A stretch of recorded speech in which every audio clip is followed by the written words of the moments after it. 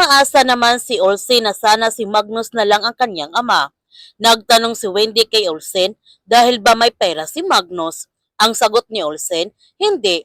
Dahil noong bata pa siya, gaya ng kanyang lolo Ben, hindi siya pinabayaan ni Magnus. Tinrato siya nito na parang totoong anak.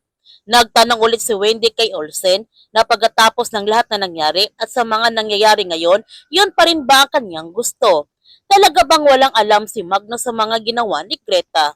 Ang sabi ni Olsen na sa tingin niya, hindi, kasi ilang beses na tinaya ang buhay ni Magnus para sa kanila. Maraming hindi alam si Magnus tungkol sa kanyang asawa. Nalaman lamang niya nung nagka-hostage taking. Sinabihan ni Wendy si Olsen, paano kung alam ni Magnus kung nasaan si Greta? At kailangan may managot sa pagkamatay ng kanyang lolo Ben. Si Greta yung may kasalanan. Ang sabi ni Olsen na may alam siyang lugar na mga roha ang may-ari. Baka doon nagtatago si Greta. Kaya kinabukasan humiram si Olsen kay Maki ng sasakyan upang puntahan niya ang lugar na posibleng doon nagtatago si Greta. Gusto sana sumama nila Rita at Maki kay Olsen dahil alam nila na delikado ang kanyang gagawin. Ngunit hindi pumayag si Olsen at baka madamay lamang sila. Sa pagmamaneho ni Olsen, bigla na lamang sumulpot ang kanyang ina sa likuran. Nagulat naman si Olsen at tinanong niya ang kanyang ina kung ano ang kanyang ginagawa dito. Ang sagot ni Wendy, tumawag si Rita sa kanya.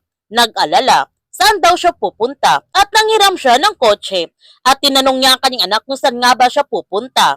Kaya wala na nga magagawa si Olsen kundi sumama na lamang ang kanyang ina. At dito na nga sinabi sa kanyang ina kung saan siya pupunta. Sa isang rest house ng mga ruha na doon dinadala ni Magnus si Ayen noon at hindi pa ito nakapangalan ang property na yun sa mga ruha.